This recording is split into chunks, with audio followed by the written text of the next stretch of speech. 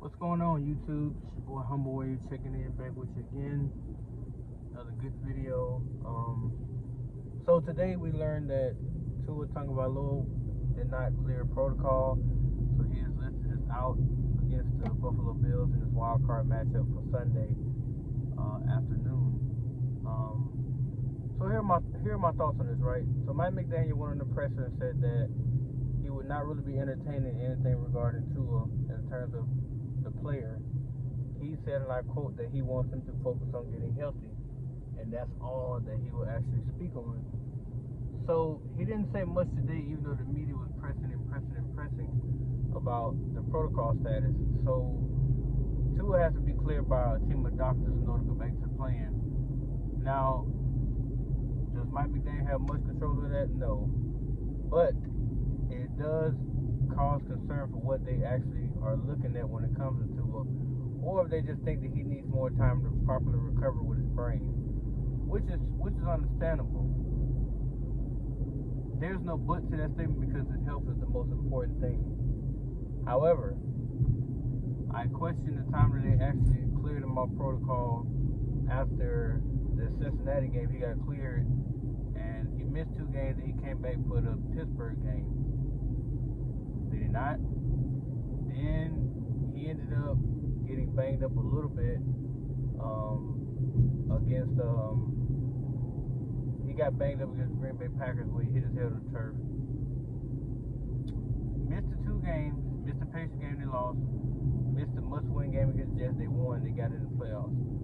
Now normally speaking, he would be cleared. So who's really pulling the strings behind this? That he shouldn't be cleared at all by a team and by the doctors to go back to play to help them win against the Bills.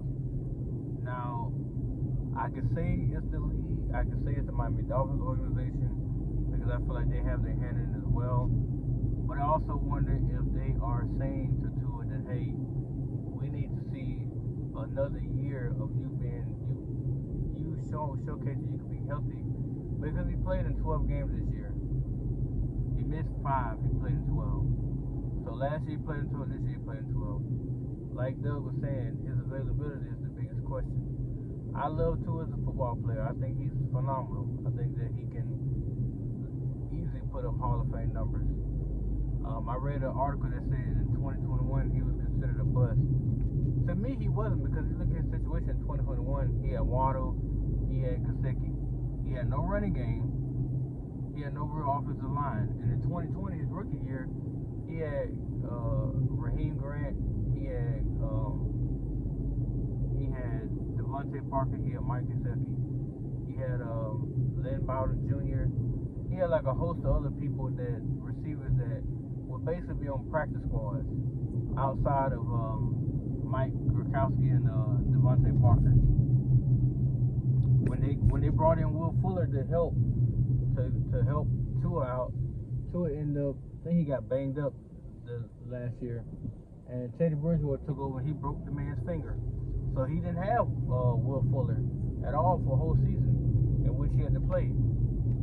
Now, my only question becomes, will the Dolphins actually give Tua an opportunity like they did this year, where he put up 3,500 yards, 25 touchdowns, just 8 picks?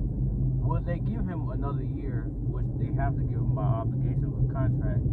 But will they give him another year to prove himself, to get a decent deal or to get a big deal?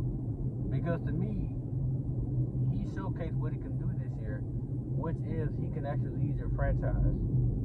He can actually help you win games. He can actually bring you back when you fall behind. He showcased all that this year. But they also lost some games with him now because, like I said, they lost against a 49ers team that was really good. They lost against a banged-up Chargers team, which they should have won that game. They should have beat the Bills in Buffalo. And I don't know why I keep forgetting about the team they played during that 5-game losing streak. Tua played another game, but I forgot who the hell it was. I don't know why I keep forgetting. Because they lost to the Chargers, the Bills, the 49ers, the Packers. That's 4.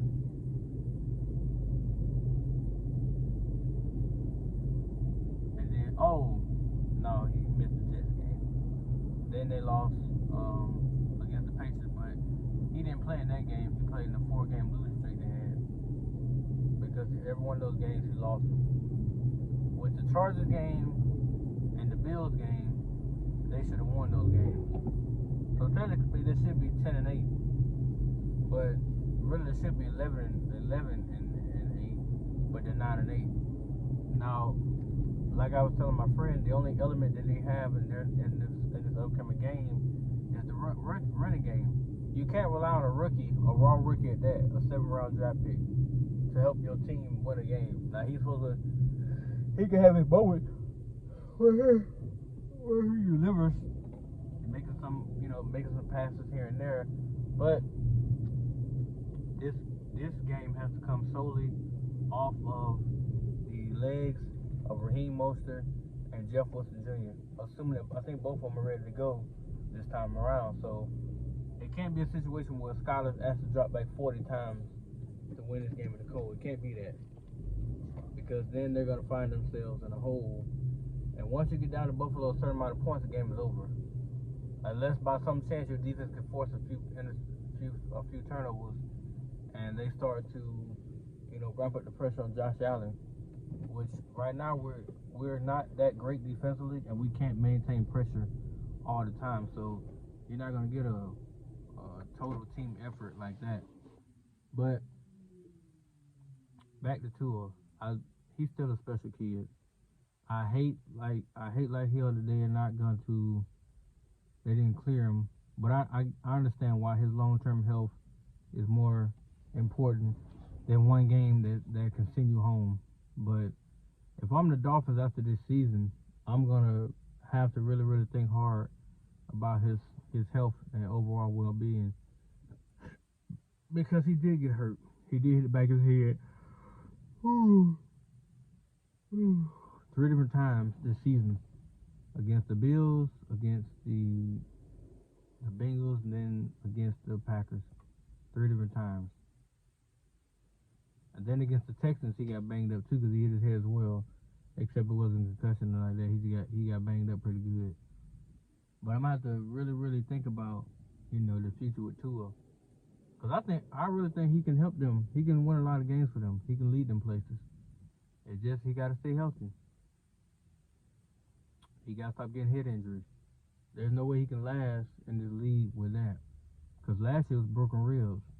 That's right. He broke his ribs against the Bills, and then he missed some time. Then he came back, helped them go in that 7-game winning streak. Then they ended up losing to the Titans in a rather disappointing fashion.